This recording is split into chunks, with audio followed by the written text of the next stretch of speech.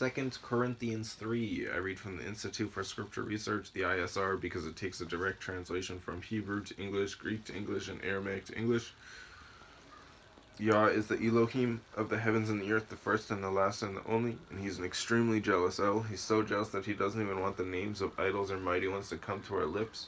And Yah is short for Yahweh, Yahweh, Yod He Vav He. It's like saying Dan, Daniel, Daniel with an E. What is the difference and does matters when people say that Phil, Bob, Sam, and Aaron is the same name when no, they're not.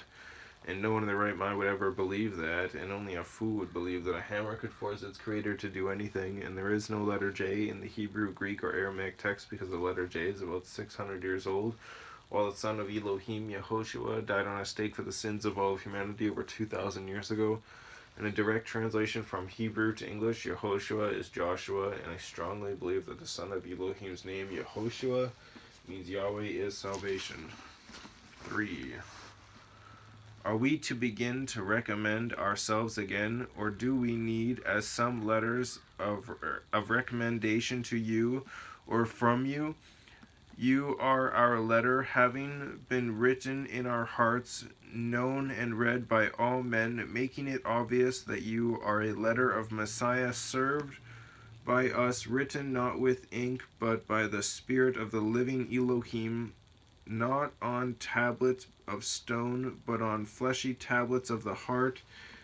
And such trust we have toward Elohim through the Messiah, not that we are competent in ourselves, but reckon any matter as from ourselves, but our competence is from Elohim, who also made us competent as servants of a renewed covenant, not of the letter, but of the Spirit.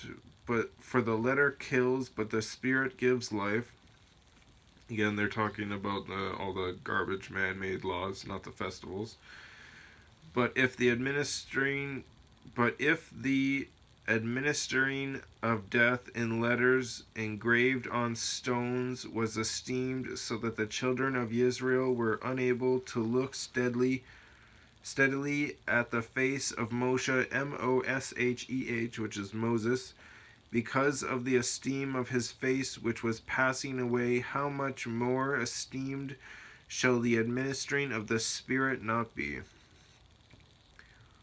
For if the administering of condemnation had esteem, the administering of righteousness exceeds much more in esteem. For indeed what was made esteemed had no esteem in this respect, in view of the esteem that excels. For if that which is passing away was esteemed, much more that which remains in esteem. Having then such expectation, we use much boldness of speech, and not like Moshe, who put a veil over his face, so that the children of Israel should not look steadily at the end of what was passing away. Shem 34, 33-35. I'm pretty sure that's when he was in the tent and he was glowing from Yahweh's esteem. So when he came out of the tent, he put a veil over his face.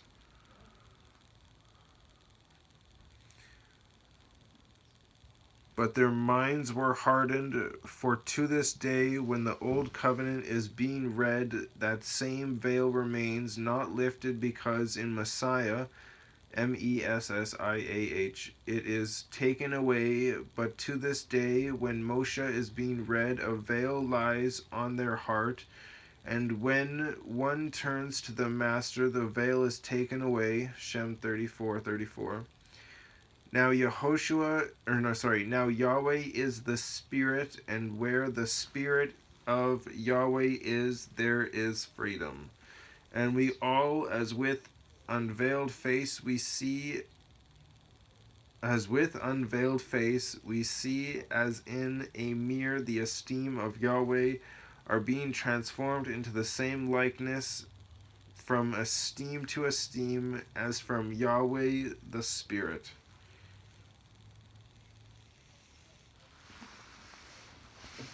Interesting.